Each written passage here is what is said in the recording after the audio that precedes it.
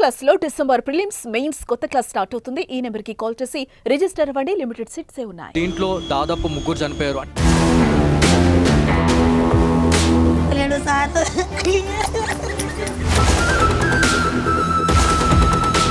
ఒకటే రోజు పోయింది, తెల్లారి అయితే 30,000 40,000 పోయినా సరే ఇంటికి వచ్చేసింది. ఆ మృదు స్వభావ గుణమే ఆయనను నిన్న జరిగిన పరిణామం కారణం అయి ఉంటుందని నేను భావిస్తున్నా.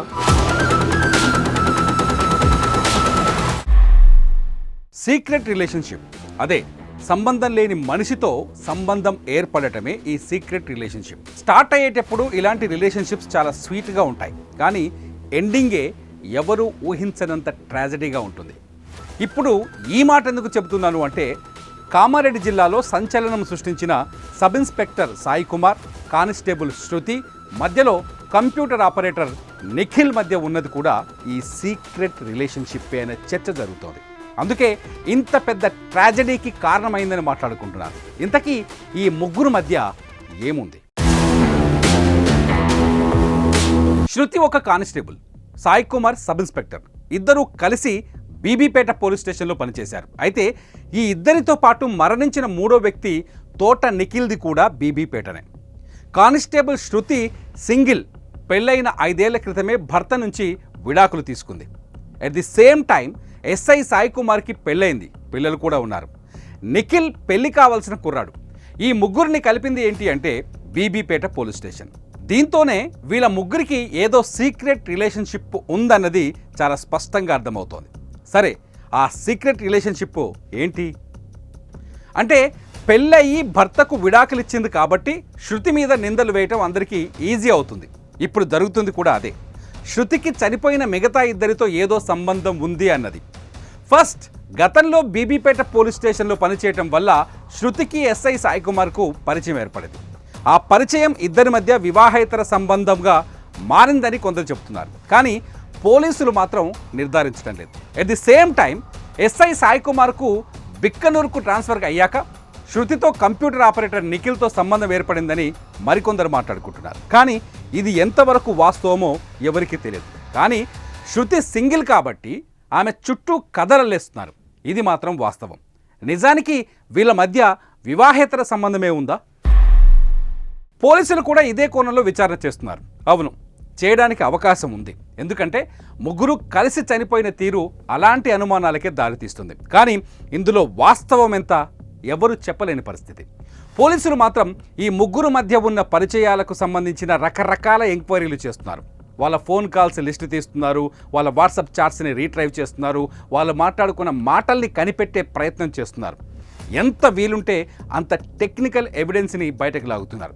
అది లాగితే కానీ శృతి సబ్ ఇన్స్పెక్టర్కి ఉన్నది వివాహేతర సంబంధమా, శృతికి నిఖిల్కి మధ్య ఉన్నది ప్రేమ బంధమా అన్నది క్లారిటీ వస్తుంది. సరే, ఈ ముగ్గురు కలిసే ఎందుకు చనిపోయారు? ఎస్, మిస్టరీ అంతా ఇదే. ముగ్గురు కలిసి ఎందుకు చనిపోయి ఉంటారు? ఇక్కడ కొన్ని అనుమానాలు కలుగుతున్నాయి. ఈ ముగ్గురికి మధ్య ఒకరికి తెలియకుండా ఒకరికి వివాహేతర సంబంధం ఉంటే ఖచ్చితంగా ఈ ముగ్గురులో ఎవరో ఒకరు మరో వ్యక్తి పైన పగ తీర్చుకోవాలి అనుకుంటారు. అలా చూసినప్పుడు ఎస్ఐ సాయి కుమార్ వైపే అన్ని వేళ్లు చూపిస్తున్నాయి. ఇప్పుడు స్థానికంగా మాట్లాడుకుంటున్న దాన్ని బట్టి సాయి కుమార్ బీబీపేట పోలీస్ స్టేషన్ నుంచి వెళ్ళిపోయిన తర్వాత శృతికి నిఖిల్ కనెక్ట్ అయ్యాడని తెలుస్తోంది. సో సాయి కుమార్కు నిఖిల్ శృతి పైన పగ తీర్చుకోవాలనే కోపం పెరగచ్చు. అందుకే మాట్లాడుదామని కామారెడ్డికి పిలిచి ఇద్దరిని బెదిరించవచ్చు. At the same time Nikhil కూడా అదే చేయొచ్చు. కానీ సాయి కుమార్ పోలీస్ కాబట్టి నిఖిల్ ఈ పని చేసే అవకాశాలు తక్కువ. సో నిఖిల్ లేదంటే సాయి కుమార్, ఈ ఇద్దరిలో ఎవరో ఒకరు ఈ మీటింగ్ ఏర్పాటు చేశారని అర్థమవుతుంది. మరి ఆత్మహత్యకు ఎందుకు దారితీసింది? పోలీసుల దగ్గర ఉన్న ప్రాథమిక సమాచారం మేరకు శృతిని కామారెడ్డికి పిలిచింది ఎస్ఐ సాయి కుమార్. ఎందుకంటే కామారెడ్డికి వెళ్ళేటప్పుడు శృతి ఈ విషయాన్ని ఇంట్లో వాళ్ళతో చెప్పినట్టు తెలుస్తోంది. అట్ ది సేమ్ టైం నిఖిల్ని పిలిచింది ఎవరు అంటే ఖచ్చితంగా శృతి. ఎందుకంటే సాయి కుమార్ నేరుగా నిఖిల్కి పరిచయం ఉన్న దాఖలాలు లేవు. ఒకవేళ ఉన్నా ఇక్కడ పెద్దగా ఆశ్చర్యపోవాల్సిన పని లేదు. కానీ నిఖిల్ శృతినే పిలిచిందని చెప్పే ఛాన్సెస్ ఎక్కువగా ఉన్నాయి. దీంట్లో దాదాపు 3 చనిపోయారు.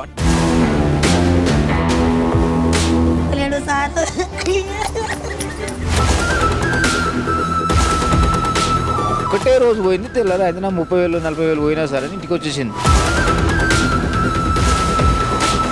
ఆ మృదు స్వభావ గుణమే ఆయనను నిన్న జరిగిన పరిణామం కారణం అయి ఉంటుందని నేను భావిస్తున్నా.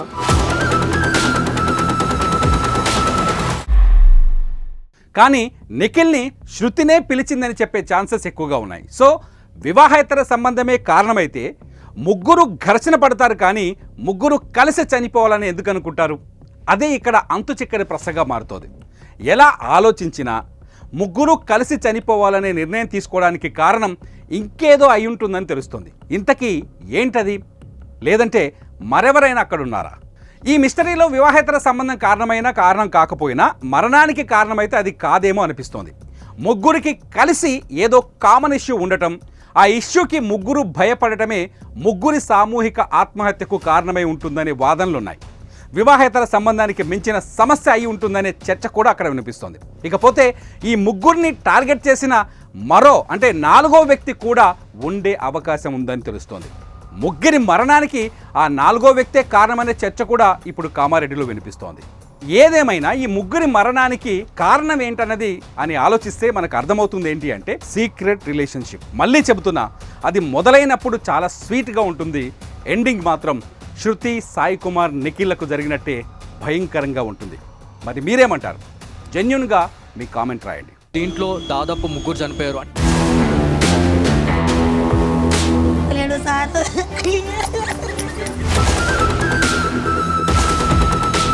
ఒకటే రోజు పోయింది, తెల్లారి ఏదైనా 30,000 40,000 పోయినా సరే ఇంటికి వచ్చేసింది. ఆ మృదు స్వభావ గుణమే ఆయనను నిన్న జరిగిన పరిణామం కారణం అయి ఉంటుందని నేను భావిస్తున్నా.